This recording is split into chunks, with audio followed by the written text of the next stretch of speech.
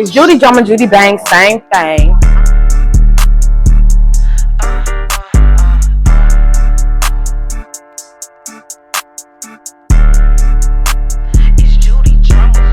I give him hell cause this pussy is pressure. Had a free slot to put him on my schedule. Falling in love cause this ain't a regular. You wanted your bitch, then you should've kept. No hands like a Tesla. Y'all know what the fuck going on. It's your girl, Judy Drama, Judy Bang, same thing. And welcome to another episode of Well, Hell's Bells. Judy got a story to tell. And today we are telling our story from Tobago. Yes, sweet, sweet TNT. Oh, how I love on me country. Okay, so, first of all, let me just state that we're shooting from Tobago because I am participating in this year's 2024 carnival. Me and my cousins are playing what is called Mass, and it's a big festival, just a week long of festivities, and the big parades are on Monday and Tuesday. So we decided to come to Tobago to just wind down, catch some beach scenery, look good, eat good, learn more about the history of the countries before we go and turn up, because once we get back home to Trinidad tomorrow, it is up and it is stuck. So this is a nice little sorry, my chi looked it all flicked it. Gotta get my girls right. But yes, so just a little background history about me. Yes, I am originally born in Long Beach, California, and I moved to Texas when I was about 8 or 9, when my father died when I was 7, and then I ended up moving to Texas when I was 9 with my mom and my stepdad. But what a lot of people don't know about me is that my grandfather is from Trinidad, so I am Trinidadian American. No, I wasn't born here, but a lot of the culture and the things that you see, televised, are some of the things that I have to practice my whole life. My grandfather is from St. Margaret's Village, and as I am here, I will be here for a whole month, because I have a lot of family to visit as well as participate in Carnival. But I have a lot of family here that I haven't seen in over 16 years. This is not my first time visiting Trinidad and Tobago. This is actually my 3rd time, but my first time as an adult. So it's hitting a little different this time. And with that being said, I'm gonna go ahead and give y'all a story time of when I had a boyfriend out here, y'all. I actually have 2 boyfriends. It was crazy. So, I just felt like, in the spirit of being in Tobago, in the spirit of participating in Carnival, once we get back to Trinidad, I might as well give y'all well, hell's bells. Judy got a story to tell of when she had a man in this country. So the first time so we just gonna get right into it. So everybody get their supplies. Y'all know what type of time we on. You should have had your supplies when you clicked on the link. Where's your supplies? You got them? Okay, cool. And this time around, for the first time ever, I have supplies too. Cheers. Happy Carnival. Okay, so y'all, the first time I came out here, I was 14 years old, and that was my first time traveling internationally. The flight was long, it was unbearable, it was just all kind of things at 14 years old. But that was soon remedied when we got to my grandfather's house, and I was introduced to what seemed to be the finest man I've ever seen, period. And we love a good nickname for Judy's. So we gonna call first boyfriend in Trinidad, we gonna call him Trini Bay 1. Trini Bay 1, okay? So Trini Bay 1 is a tall Indian, black descent, you know. He's very, like, I don't know if y'all have ever seen Trinis before, but they come in different variations of cultures and skin shades and things like that. But this Trini Bay 1 was tall, something tall, slender, you know what I'm saying? Nice lips, handsome, smell good. And when I met him, he was 17. Now, the thing about him being 17 and me being 14 is my Uncle Kareem them, no, he didn't play that. Cause those are his peers, you know? So my first Trini Bay, you know what I'm saying? He was a look but don't touch character considering my age. But you know, when we went out to the bars and things like that, I got to go into the bars and turn up and participate in Boxing Day and all this other stuff because we came around Christmas time when I was 14. So you know, while we was out partying and doing those type of things is when he got the touch. He got the touch. Wine upon him, okay? And that's what I was doing. I was just like, yeah, I finally get the wine on him. Wine on my bae. Wine on my bae.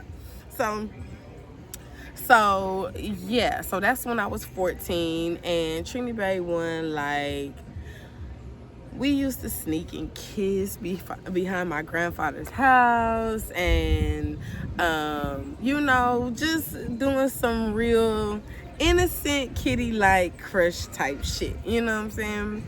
And just to fast forward a little bit, he's still here. Well, he's in Trinidad. We're in Tobago right now, but when I go to Trinidad tomorrow, at some point, I will see this man. So it's been 16 years since I've seen them, and I mean, clearly I'm still fine. What he look like, me don't know.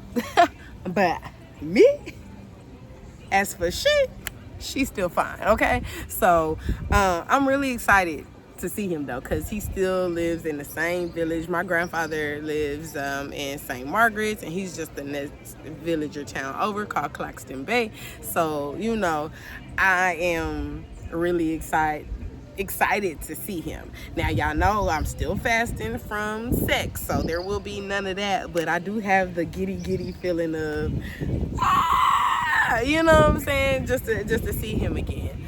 And then so after that first visit when I was 14, you know, we kept in touch. At that time it was through Facebook. There was no WhatsApp yet, but it was like Facebook and MySpace.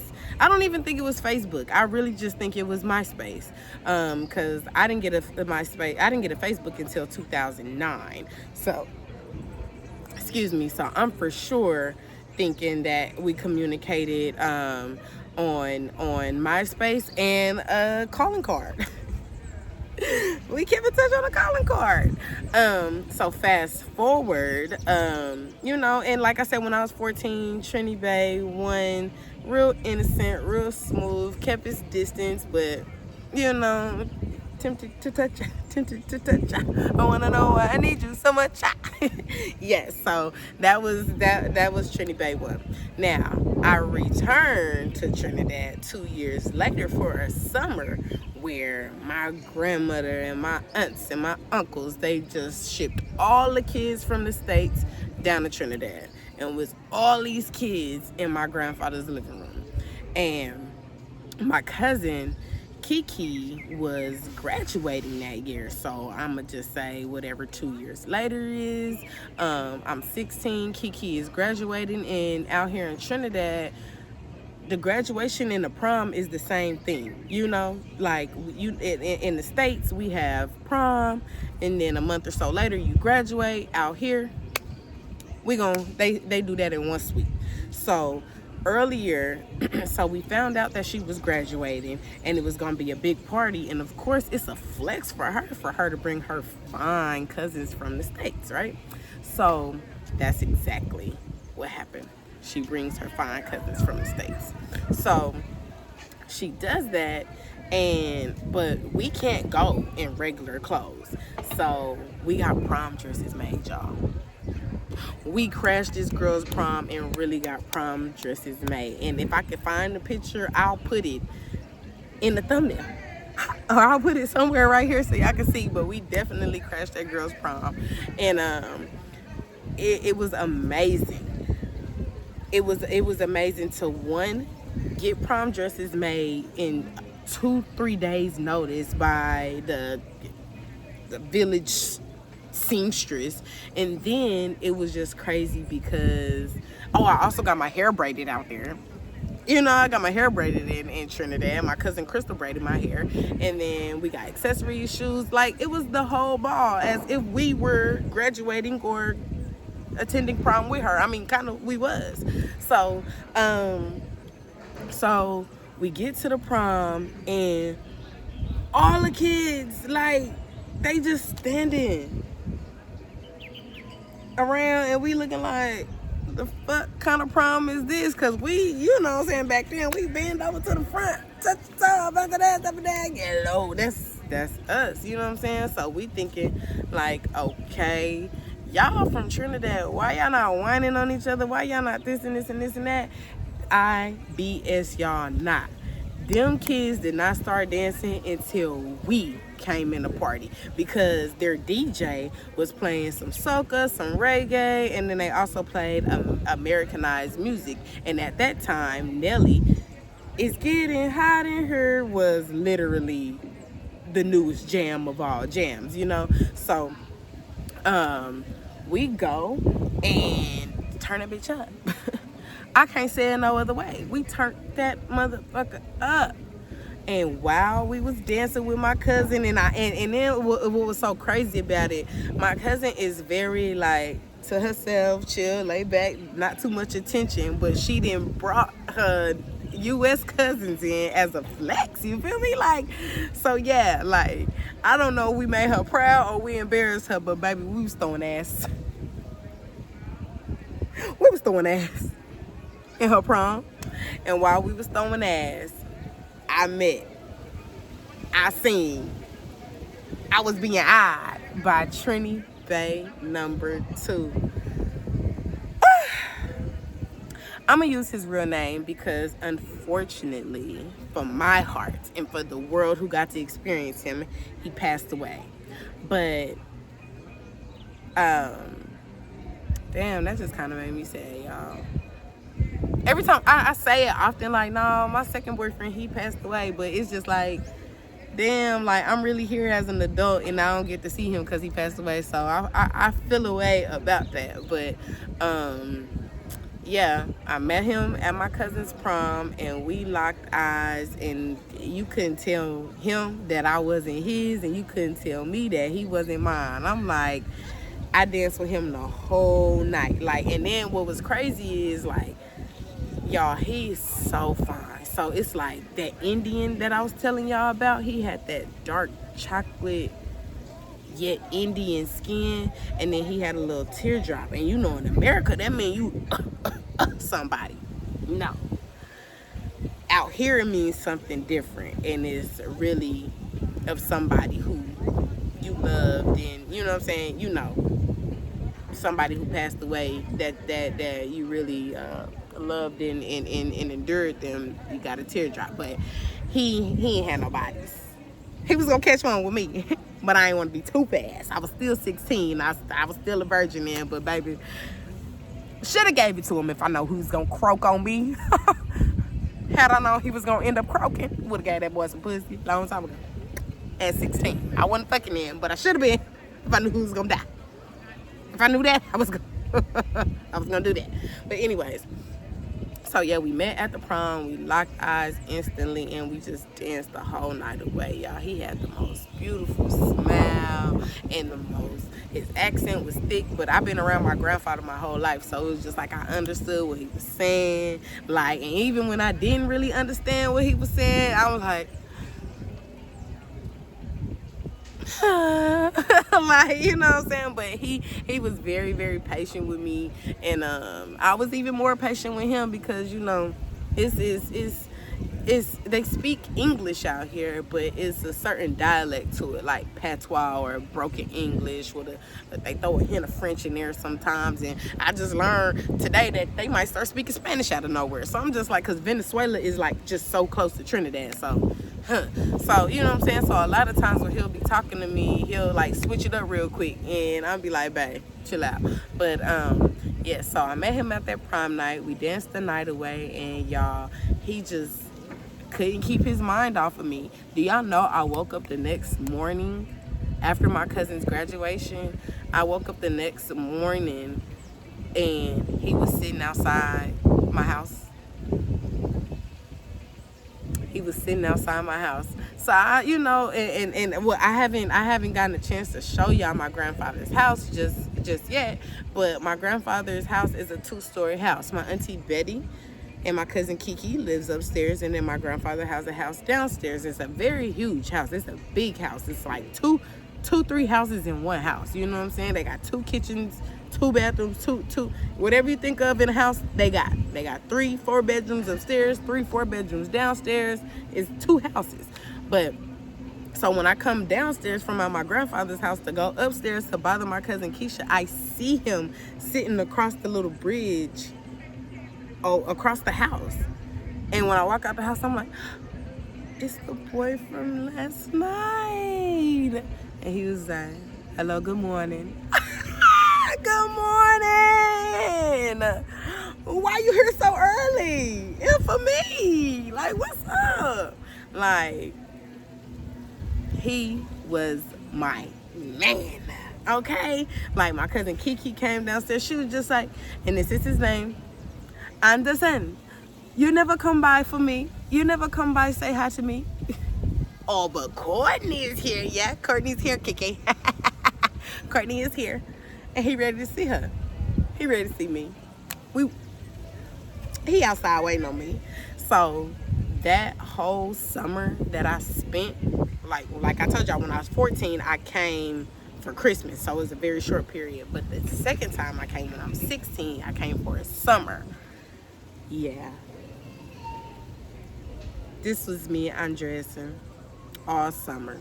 And my granny, she was like, you really like that boy? And I'm like, no, like I don't know what it was. And y'all, we was so in love. We were so in lust that we were planning at 16 how to see each other in the States more frequently, because his father lived in New York, but he lived in Trinidad with his mother. So he was just like, yeah, me father live in New York and this and this and this and that. And I'm like, okay, well, baby, I can get to New York. I can get to New York like this, quick, fast. We can meet somewhere in the middle. You ever been to Chicago? You know what I'm saying? Like, I can get to New York, you know? But that never happened. So, you know, but the whole summer I was in Trinidad. Like, we did everything together. We went to the mall, we went to the beach. He got to know my granny and my grandfather well, to the point where, like, they was leaving us in the house together, y'all, when they went to go do their shopping at the supermarket. Down at the local market. Me and baby's at the crib, kissing. That's all we ever used to do, because I was too scared to have sex. And then, but he did, y'all. He showed me his thing. I wish he wasn't dead. I wish he didn't die at all. Because if it was looking like that at 16, from my recollection in my memory, in my Rolodex, baby, at 30, you can get that. All night long, all night. Yeah, I just, that's what I'm going to say about what he looked like at 16. He showed me, he let me feel it. And then it was crazy because my granny used to be like, stop sitting on the side of that house on them stairs with that boy. If you want to sit and talk to him, you come sit on the front stairs. Okay, I'm going to sit on the front stairs, but baby, I'm still gonna kiss him and touch his thing. I ain't gonna fuck it, but I'ma sure look at it. Yo, it was so big. But y'all, he was just, I don't know, that was just bae. And I know I mentioned that he passed when he was 21, because we kept in contact with each other from 16 to 21. And when he was 21, he was working, and he fell. He was working on a construction site, and he fell. So he hit his head. And he got a brain aneurysm. And yeah, that's what happened. So I'm sad about that. He had so much life still with him. And I just really truly feel like I ain't never experienced or had no soulmate, but that was a very beautiful time in my life where I just got to experience love, experience just fun, randomness in a man. I'm sorry, y'all. I was looking at my cousins. Everybody done came outside with their swimsuits on. And if you've seen my family, if you know my family, it's a lot of ass in this family. It even distracts me sometimes. It even distracts me, and I got one. I got one of the asses that they got, and I'll still be like a nigga. So mind me not. But anywho, I really enjoyed that summer with him. And what was crazy is I still had Trinidad #1, but it's kind of like, my uncle said you was too old for me last time I was here, so you know what I'm saying, I'm trying to play 2 niggas at one time, like, you know what I'm saying. You got Anderson, who was just bae for real, because it's just like he didn't care. He's age appropriate, you know what I'm saying. He not timid. He said, "Hey, where that girl at that was at my prom yesterday?" He came in, pulled up on her, you know what I'm saying. I don't know how he got to my cousin's house, but he got there. And I don't know, that whole summer he was just with me and my family. He went everywhere with us. He went to the restaurants, he went to the beach with us, he went to the malls, I'm filming my episode. These folks don't care. Well, we're gonna do a quick guest appearance. This is the first time ever. Come real quick. No, it's not live. It's my episode. Just come say hi. Wait a minute. Representing. No, we're not doing a represent. Come on, I'm filming this. I'm gonna have to. Anyway, so when I said we had a room full of kids that one summer, this is one of the kids that's now an adult, and this is my big cousin Cynthia from St. Louis. Y'all may recognize her from Don't play about me. And her cameo is now over. I'm calling you ready. Go on. So, if y'all are, if you follow me, then you're absolutely familiar with my song Beautician, aka Lil Cynthia. This is Lil Cynthia, who is now Big Cynthia. So yeah. Not the little one. But the little one is her granny. We ain't gonna talk about that. all right, thank you. Okay. It was nice meeting you guys. Follow me on IG at Cindy_Sin City. Facebook, Cynthia Roberts. Look for me. I'm in St. Louis. Yeah, and look who's calling. Little Cynthia. Okay. Ma'am. Hey, Auntie. Hi, Granny. Go back down there. Tell them hi. No. Okay, I'm sorry. Oh my God. Anyways, y'all, I'm sorry about that. But so yeah, I was, you know how you feel like you in love or all these other things. He definitely He definitely gave me an experience that I will never forget. When I got back to the States, Cynthia, Cynthia, can you go that way? I'm filming. I know, but you kind of loud. I'm gonna call her 1 second, y'all. This how you know. This is not no. I give everything to y'all raw. Whatever. I'm not editing no bloopers or nothing. I'm on vacation. I ain't got time for that. Y'all finna get everything just like it was. But yeah, so that is my story of how I had 2 boyfriends in Trinidad, which really made me feel like a Trini woman, because it's just like, cry for what man? Cry for what man? Fight for no man. You feel me? I fight for none of that. I got too many of that. Too many of them. Too many of them. But I will give y'all another episode of how things have been going out here in Trinidad and Tobago. Like I said, we had a wonderful time eating, doing excursions, learning more about the island, and just how different it is from the States. And in my opinion, we should adapt a lot of things that they do out here in the States. We would have much more better and plentiful lives. This is not a money-driven country. This country was literally built for people to enjoy themselves. They work, they have their children, they do their things, but it's like look behind me, like that. It's people's house over there on this beach. You know what I'm saying? So it's like it's affordable. I ain't seen not one homeless person since I've been here. Not one. Not one. They don't believe in poverty here. There is a place for everybody to go. But we'll get more into that. So just want y'all to stay tuned.